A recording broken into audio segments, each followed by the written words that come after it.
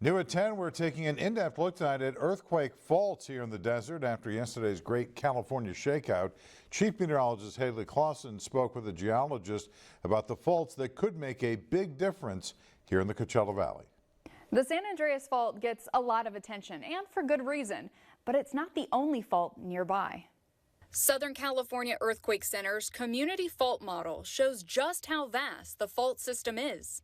Probably on the order of a dozen sort of more substantial ones. There's more if you just count sort of small segments of them. But in terms of the number that could really impact the Coachella Valley with strong shaking, which is the thing you want to be aware of, it's on the order of a dozen, maybe 2 dozen at most.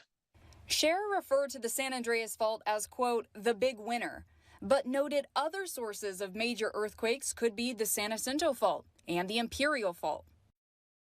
Looking at 2023 so far, and just within this mapped area, there have been 94 earthquakes of magnitude 2.5 or greater, 6 of which exceeded 4.0. This was really pretty typical to have a couple of moderate events or small events down in that part of the world. So did they help prevent a major earthquake in the future?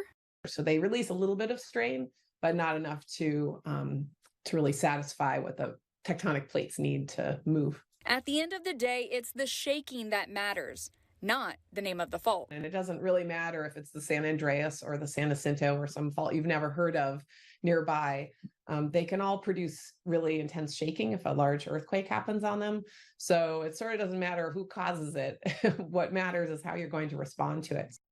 Do you have an emergency plan in place for your family? For a list of supplies to always have on hand and for more earthquake resources, visit KESQ.com.